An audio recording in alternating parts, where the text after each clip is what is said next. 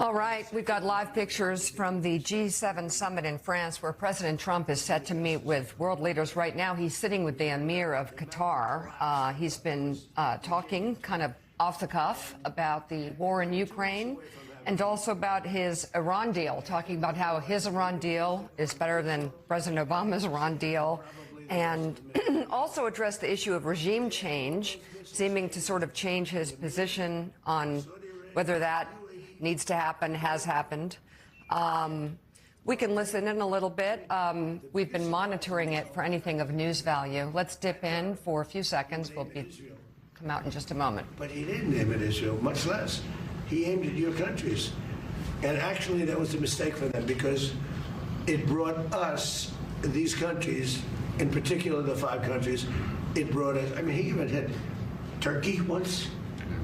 I never understood it. Nobody's going to understand it. That's the problem. They're totally irrational people. And those people are now gone. And I think Iran has rational leadership now. But you wouldn't have, if it weren't for the United States of America, with me, because Obama was the opposite. Okay, this is one of the things, Mika, that is so concerning to so many, even Republicans on Capitol Hill and anybody that has followed Iran since 1979 and the revolution. You know, we don't know what's in this document, which in and of itself is a very strange thing. If you have a peace deal that's so great, and color bars up in France, if you have a peace deal that is so great, that's going to bring peace to the world, that's going to bring peace to Iran, then show it. Show it to the world. Why? Again, we still are hearing very little about it. Even Lindsey Graham said it's hard to support a deal when the only thing you hear about the deal comes from Iran. That's the first thing. Second thing is, we don't know what's going to happen. You never know how history unfolds. We don't know if this war ultimately will bring positive change to Iran 5, 10, 20 years from now. Who knows? Who knows? Maybe it does. What we do know right now, though, is that the negotiators were in a losing situation because America was in an extraordinarily weakened state as far as negotiating goes. And so we have no deal on nukes, which Donald Trump said that's the whole reason he went in there. He did talk about regime change, but nothing there. We have no deal on the Strait other than possibly opening it up. But even there, it's very murky. The Iranians talking about charging some sort of toll 60 days in. You have talk of a possible $300 billion reconstruction fund, which is just extraordinarily dangerous, and we'll talk about why moving up. But this is the most concerning part. Donald Trump just called the most extreme members of the Revolutionary Guard rational. This is exactly what Israel was concerned about. This is exactly what his critics in America were concerned about. This is exactly what Republicans were concerned about. This is exactly what Iran hawks were concerned about, that he would be so desperate that he would bend over backwards to sell a really bad deal. So he's saying that Iran is rational. J.D. Vance yesterday went on TV and said, gee whiz, the great thing here is basically these Iranians, they've decided it's cool. They're going to change their way. Listen, when we are attacked, when horrible things happen, what do we say? We say never again. We say never forget. And we double down and make sure we'll never be that vulnerable again. That's what the Iranians are saying right now to themselves. They're not saying, gee whiz, we've seen the error in our way.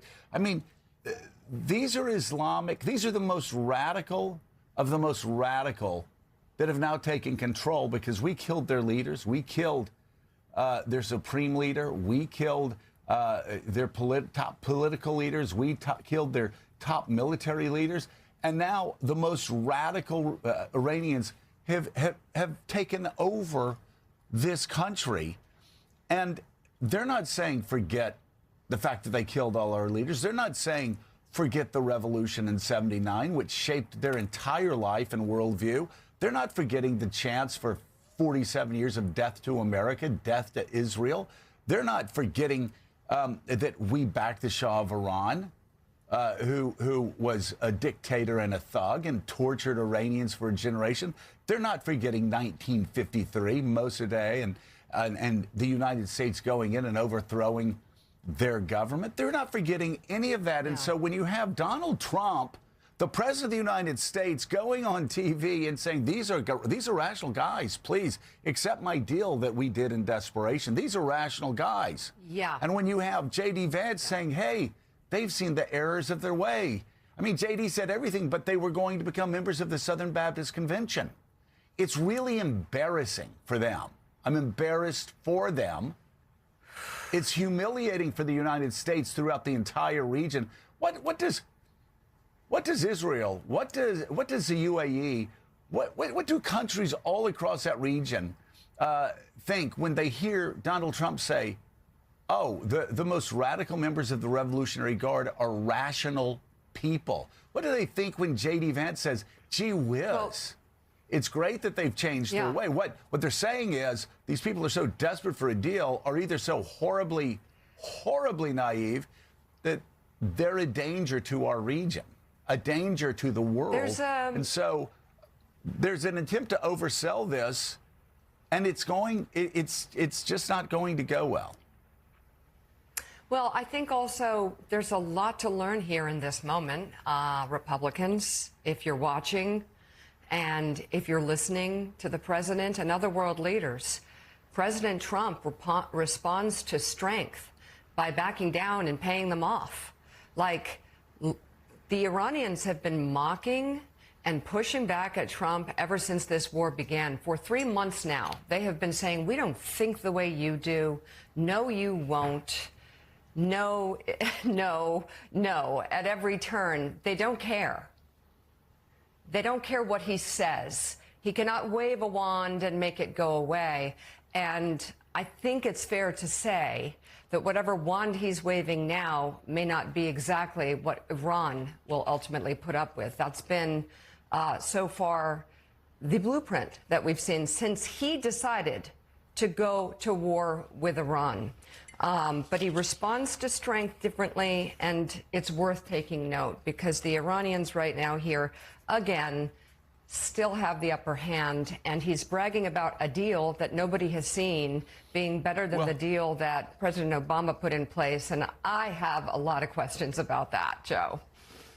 Well, we all have a lot of questions, and I've yet to talk to a foreign policy person who thinks this is a, quote, better deal than what Barack Obama had, in large part because we don't know what the deal is. Obama, what did Obama give? $1.5 billion. We're talking about $300 billion here that the Iranians are going to be rewarded for if they go through this process. Well, listen, let's talk to other people about this. The co-host of our 8 a.m. hour, staff writer at The Atlantic, Jonathan Almir's here. Politics bureau chief and senior political columnist at Politico, Jonathan Martin's here. Also, columnist and associate editor of the Washington Post, David Ignatius, with us. David, we're gonna take everybody through the news, but just really quickly, and we're also going to get to your fascinating story about. I love Jared Kushner's line. Okay, well, if you want a Rolls-Royce deal, you're going to have to give us a Rolls-Royce price. I'll let you explain that in a little bit, but just a remarkable behind-the-scenes look at those negotiations. I would guess even some negotiating might be wincing at what they're hearing from the president and the vice president when the president calls the most radical faction of the Revolutionary Guard now running the country, quote, rational people, as he just did 5 minutes ago.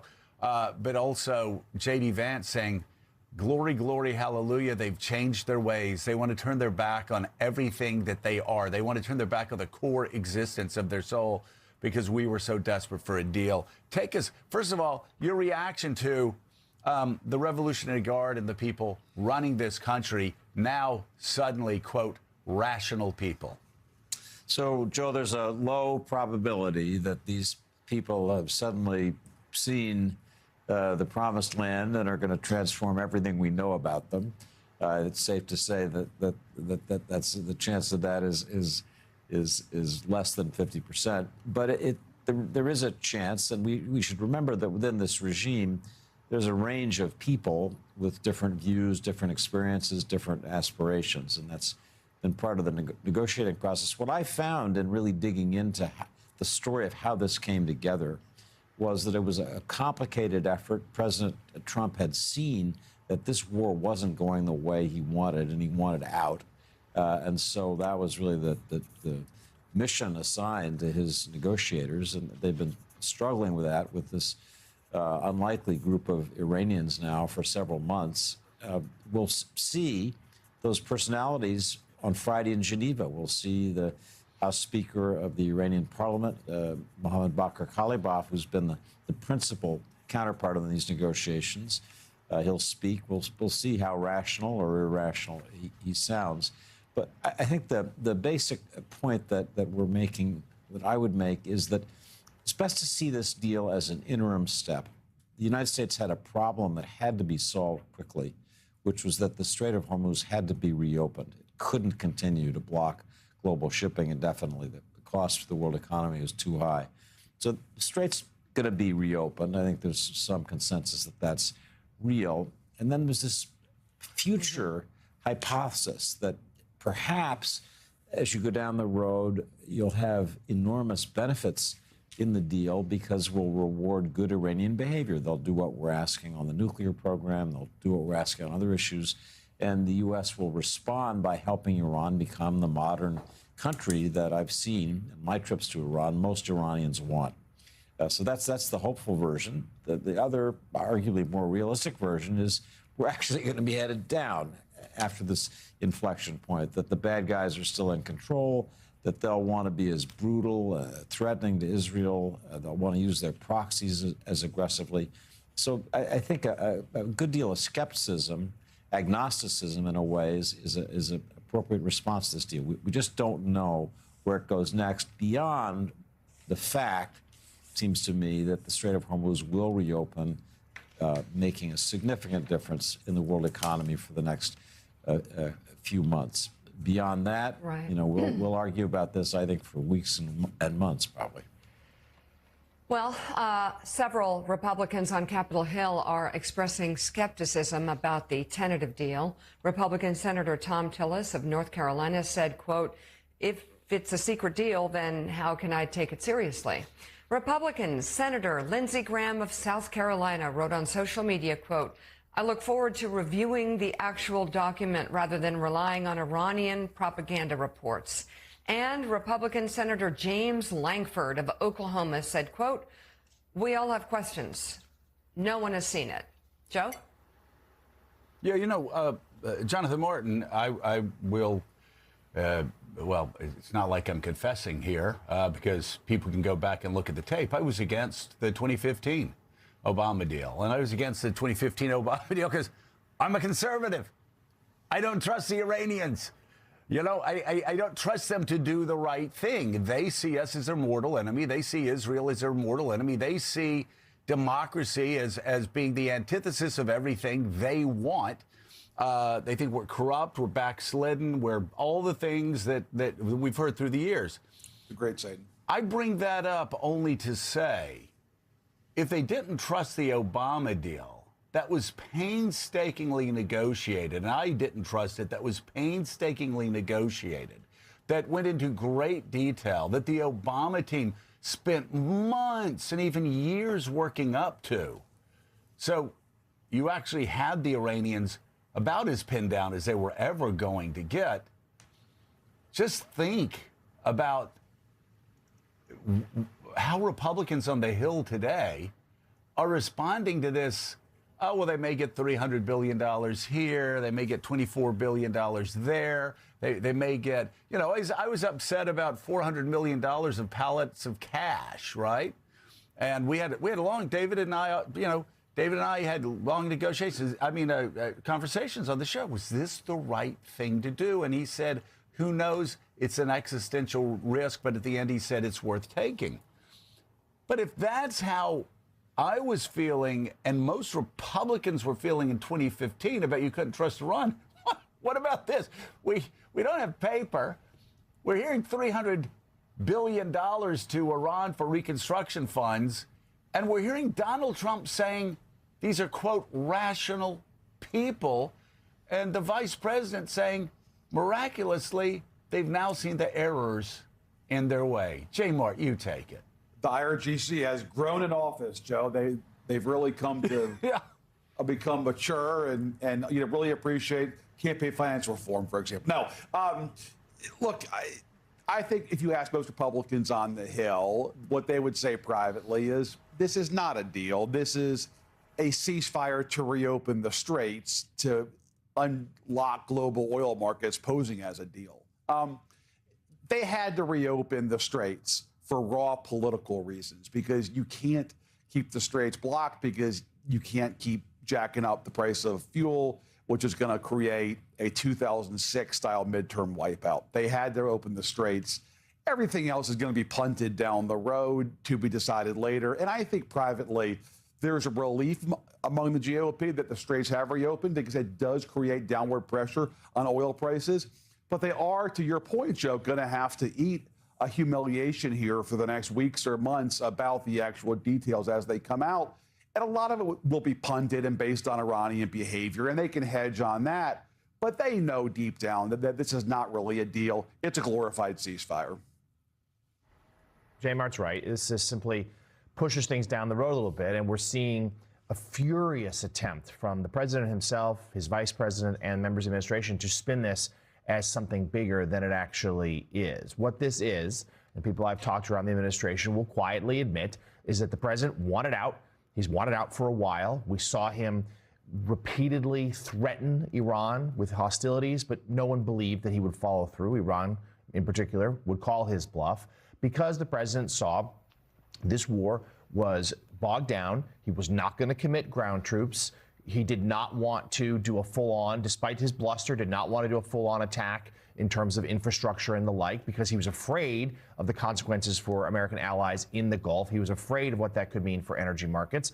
And they see the price of oil and the price of gas at the pumps. So they needed to get something done to get the Strait open. But we should note, this is a win for Iran in terms of playing tough. Hardliners there are empowered. They know now they have the ability to close the Strait of Hormuz at any time. And that 60 days, whenever if this indeed is signed on Friday in Geneva, starting that clock 60 days, if Iran's going to insist that they have some sort of toll mechanism or some sort of fee mechanism for the Strait, that's going to be a problem. That's going to be a problem for America itself, but also its regions in the Gulf. So there's many around this process who think, yes, it's a ceasefire, but it's more of a pause. And they're not ruling out future tensions and potentially even future violence a couple months down the road.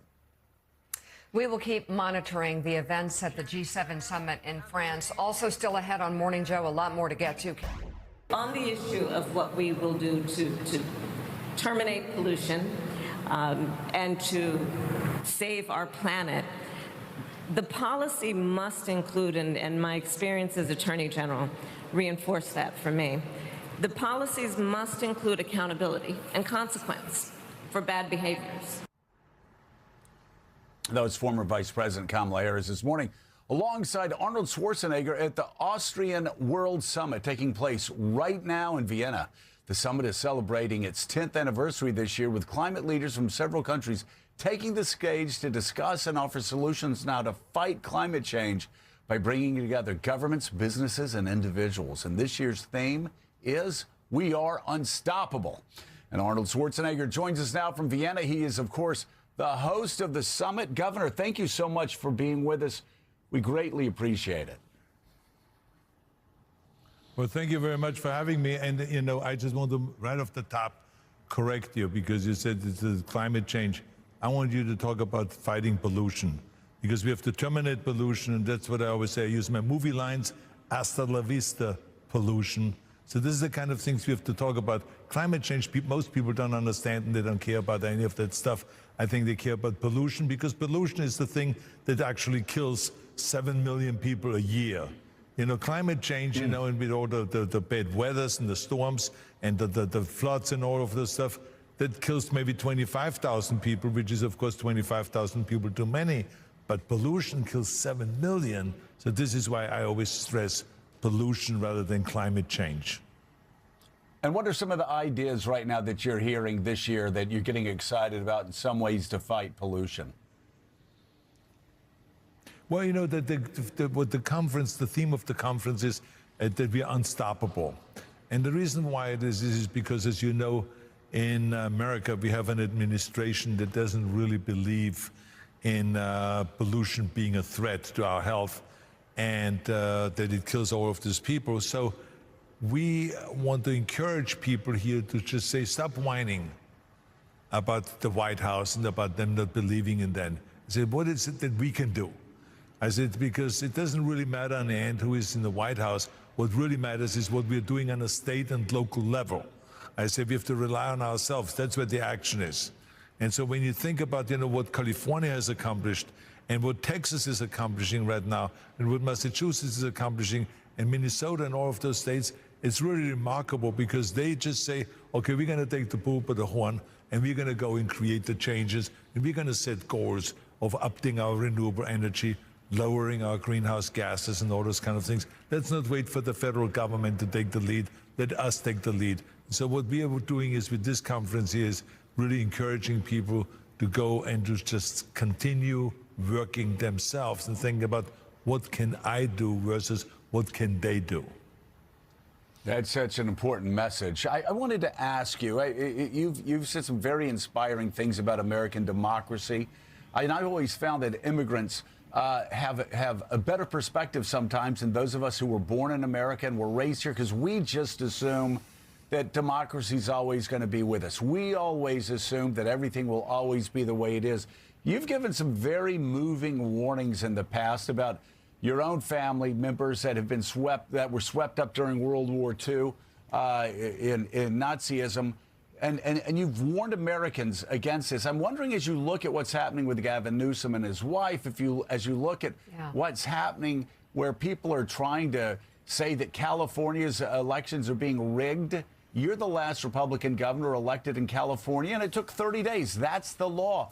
How are we doing as a democracy right now? What are your concerns with somebody who has a perspective that maybe those of us who were born here don't have?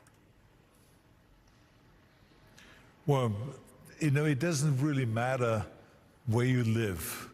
The most important thing is that we are inclusive and that we don't hate anybody because they feel differently than we do, or that belong to a different religion than we do, or that they're belonging to a different party than we do. And this is the theme also of our conference here. To me, it makes no difference if you're a communist, if you're a socialist, if you're a Democrat or a Republican, or if you come from a dictatorship, it makes no difference. I say, come here to Vienna and let's work together to solve this problem and to create a good environment.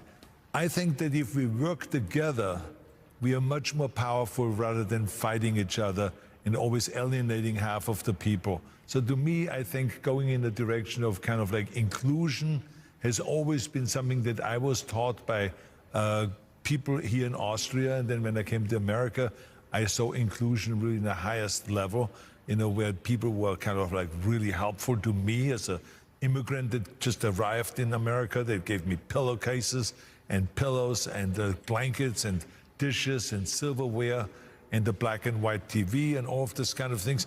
I was shocked when I came to America and I got this much help. And I learned how to be generous. And I do exactly the same thing now. I want to make sure that when it is Thanksgiving, that I go to East LA and to feed the people that have less money. And then I donate 1,000 turkeys to them on Thanksgiving. I do exactly the things that was done to me when I came to America. And I want to continue the tradition. And, you know, and all the other stuff, I'm just in the, if it's bodybuilding, if it's fitness, I deal with the world. So I never ask when I promote bodybuilding or when I promote fitness, are you a Democrat? Are you an Arab? Are you Israeli? Are you Australian? Are you from Africa? I don't care. I don't care. I want everyone to be fit. I want everyone to enjoy the motivation when I say go and train and do something every day. It doesn't matter what party you're coming from or if you believe in the things that I believe in. I want to have everyone be included. And so this is, I think, when we work on inclusion, I think that we will go and protect our democracy much more. Very different things happening with immigrants today here in America, that is for sure. Host of the Austrian World Summit, Arnold Schwarzenegger. Thank you very much for joining us on Morning Joe. It was good to have you on the show this morning. Well, thank you very much. Thank you. Thank you. Thank you. All right, take care. California governor, the present governor, Gavin Newsom, says he and his wife are being investigated by the Justice Department. MS Now has confirmed that federal prosecutors, the office there based in Sacramento, is investigating Newsom's wife for potential tax fraud and evasion. The governor yesterday accused the president of weaponizing the DOJ. In recent days, federal agents have knocked on the doors of family, friends, and former employees. Not because they found a crime, because they're simply trying to find one. They're demanding records. They're abusing the grand jury process, digging through years and years of random documents. Donald Trump isn't just coming after me because of my mean tweets. He's coming after me because I'm considering running for president, because he hates that I've consistently called him out over and over again for his lies and deceit. Donald Trump is simply the most corrupt president in American history. He's turned the levers of government into his own personal power ministries to reward cronies and to try to jail his opponents. His personal attorney now runs the Department of Justice, which has repeatedly gone after his political enemies. Let's bring in MS Now Justice and Intelligence reporter Ken Delaney. And Ken, what more can you tell us about this investigation and how far it's going? Good morning, Mika. Well, the bottom line here from our reporting is that this is complicated. We are hearing sort of two things at the same time, one of which is that this is a legitimate investigation that actually arose from law enforcement officials in California. It was not directed by Washington necessarily. And that, look, there have been investigations swirling around the governor's wife, Jennifer Seibel Newsom, and her dealings with nonprofits and some other investigations involving one of his aides for a long time. But we're also hearing that the recent flurry of activity in this case is very recent, just in the past couple of weeks, and that there has been a push by Trump appointees to gin up an investigation targeting Governor Newsom. So is this weaponization? Is it legitimate? It's unclear at the moment. It appears to be a little bit more than weaponization in the sense that some of our sources say there is something legitimate to look at here in terms of, and there have been questions raised for years about Jennifer Seibel Newsom's dealings with nonprofits, raising money from people that have business with the state of California and with her husband. But at the same time, anything this Justice Department does targeting a political opponent of Donald Trump is suspect at this moment because of all the evidence that we've seen that some of these investigations are not on the level. And of course, you know, the sort of the hurdles to opening a grand jury investigation are very low. It does not take much at all. And then you have these news reports and the governor, knowing that this would leak, sort of took the initiative and decided to make it public, which besmirches people, whether they're guilty of anything or not. So a lot of questions here. We'll continue to do reporting. But again, complicated story. There may be something to it. It may also be the political people leaning on prosecutors to get results. MS Now Justice and Intelligence reporter Ken Delaney, and thank you very much. We'll be following that. And coming up on Morning Jizz, because nobody really knows, David Ignatius, your latest opinion piece for the Washington Post is titled, Inside the Zigzag Bargaining That Produced an Iran Framework. And in it, you write, in part, quote, the principal U.S. negotiators have been Trump's special emissaries, Jared Kushner and Steve Witkoff. They aren't diplomats, but investors, and that has given this negotiation a peculiar risk-reward character. It's an investor pitch rather than a diplomat's brief. The theme is a pay-to-play rather than check the boxes. When Kushner met in April in Islamabad with Iran's parliamentary speaker, he told him bluntly, look, if you want your Rolls-Royce price, we need the Rolls-Royce product. The American proposal, in effect, is to recapitalize Iran through a $300 billion plan for private investment in the country's modernization. If you've watched as many Middle East moonshots fail as I have covering the region, you have to question whether this big idea of transformation will succeed. But bending the arc of Iran away from revolution and toward a responsible modern state is the overriding challenge. And given the failure of regime change, I frankly don't see a better route than what the Trump team is proposing. Asked to summarize his takeaways as a negotiator, this official at the center of the Iran talks expressed a view that would probably be shared by every observer. Whatever they think of Trump and his peace plan, my biggest lesson is it's very easy to start a war and really hard to get out. So, David, I'm going to try and be positive here. I guess perhaps is it fair to say there hasn't been an approach like this before? So a little bit of Barack Obama's JCPOA diplomacy was premised on the same idea. Let's draw the Iranians into the world economy. Let's, over time, try to help modernize and normalize the Iranian state. As we have seen, that was a complete failure. That's why I stressed earlier, I think it's important to see this as a transition. Most likely, it's going to lead down to repetition of what we saw with Obama. The hardliners simply won't change, won't show flexibility. But there's a chance that because of incentives and the enormous desire of the Iranian people to have a different, more modern, prosperous, technologically advanced country, that you would get some movement in the right direction. And that's the way I think the Trump team tried to structure their bargaining. It's very instrumental. It is like what investors say to people when they're trying to make a deal. Look, okay, you want to be paid a Rolls-Royce price to get out of this war, you're going to have to deliver a Rolls-Royce. You're going to have to give us what we want in terms of the details. I mean, I have, as many journalists do, a copy of what appear to be the terms of this deal. You go through them. There's nothing here that will surprise anybody. I think the question that we're all struggling with is this regime, is this group of IRGC hardliners that's going to be fronted by the House Speaker Ghalibaf on Friday, are they prepared to actually deliver? And the honest answer is, we don't know. But what I tried to say in this piece, I've been covering Iran since a year after the revolution, since 1980. And every one of those years, I've wondered, how do you turn the arc of this country that is just so destabilizing? It's created nightmare after nightmare in the Middle East.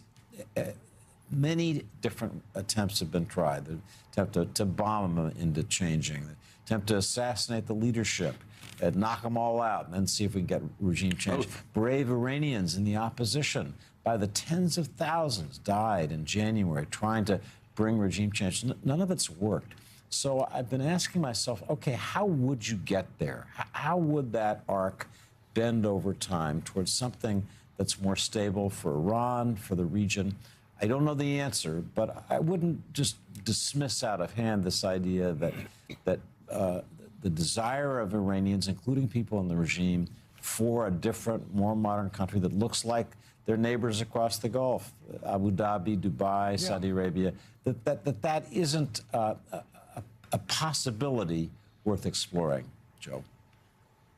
Yeah, you know, David, I spoke with Jared Kushner regularly during the negotiations for the Abraham Accords. And I was struck at the time and, you know, rolled my eyes at the idea that you're somehow going to look at this like you look at real estate deals. Well, after it was over, I told Jared, well, it worked. You know, they went in and they said, instead of dealing with the Palestinians, who we haven't been able to deal with, we're going to see how we can encourage people all around to make peace with Israel. And the Abraham Accords did work. The issue here, obviously, with Iran is nobody ever lost money betting against progress with the Islamic Republic of Iran. Here, though, it is fascinating, and again, it would be wise to bet that this will be an abject failure. At the same time, the stakes are so high for the Iranians here. You know, I think you quoted Jared Kushner as telling them you have the possibility of having wealth is greater than the Saudis. If you modernize, if you come into the future, it can truly be transformative. And I guess the question is, we never know how things are going to go. And I, again, as skeptical as we've been, I always bring up the example of the Soviet Union in 1989. None of us, nobody could have seen what happened in 1989 coming. You collapse slowly and then all at once. That could happen to this regime who was on its last leg even before the war. So I'm just curious, again, as somebody that's covered this regime since 1980, is there a possibility that maybe they will look at what's being presented before them? And is there a possibility they may step through the door that takes them into the 21st century instead of staying in the 7th or 8th century? Joe, you'd have to say, honestly, it's a low probability. अंधेरी दीवारों में खुद को ढूंढता हूँ गए जो दिन सहाने थे उन्हीं को सोचता हूँ मैं तुम्हारे बिन ये मौसम भी बड़ा बेसर्द लगता है दिल का हर एक कोना अब बहुत ही दूर भरता है अंधेरी दीवारों में खुद को ढूंढता हूँ मैं ये जो दिन सुहाने थे उन्हीं को सोचता हूँ मैं तुम्हारे बिन ये मौसम भी बड़ा सर्द लगता है दिल का हर एक कोना बहुत ही दर्द